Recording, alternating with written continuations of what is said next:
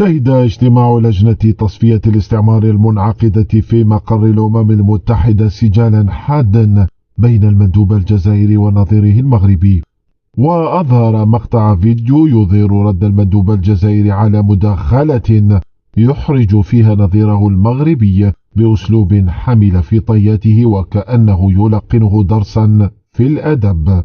وقال مندوب الجزائر في مداخلته: لاحظنا عندما يطلب مندوب المغرب الموقر نقطة نظام فهو أحيانا يثير ضجة ويعرقل تلك الكياسة واللياقة التي يود أن يفرضها. وأضاف قائلا: ربما هو يبرهن لنا مهاراته في الطرق على الطاولة، وكأنه يضرب على آلة موسيقية ليتوجه لمندوب المغرب بالقول: ربما هذا ما تفعلونه في مراكش في جامع الفنا، وهناك يمكن أن تبينوا هذه المواهب الموسيقية. ووفقا للفيديو عاد مندوب الجزائر للحديث بعد أن أوقفته مديرة الجلسة ليوضح أمرا جديدا بالقول: أعتقد أن زميلي من الوفد المغربي هو من عليه أن يتعلم كلمة جديدة. وقال: أنا أتحدث عن اللياقة وليس عن النصاب، ليضيف ردا على دعوة المندوب المغربي له بزيارة مراكش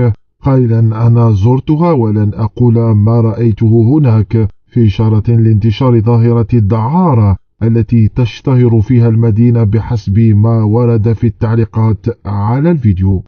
ووفقا لوسائل إعلام مغربية فإن ظاهرة الدعارة لم تعد تقتصر على مكان معين في المدينة الحمراء، بل أصبحت تتفشى بشكل كبير وسريع في مختلف الأحياء، لا سيما الراقية منها والمناطق السياحية المنتشرة في الضواحي. وأصبحت تجارة الجنس في مراكش هدفا يسعى إلى تحقيقه الكثيرين، لا سيما المستثمرين الأجانب الذين يقصدون مراكش للإقامة والعيش واستثمار أموالهم بطريقة تدر الدخل الكبير، حيث ساعدهم في ذلك تواجد الأحياء الراقية التي تنتشر فيها الشقق المفروشة التي أصبحت فيروسا خطيرا ينخر العمود الفقري للمدينة.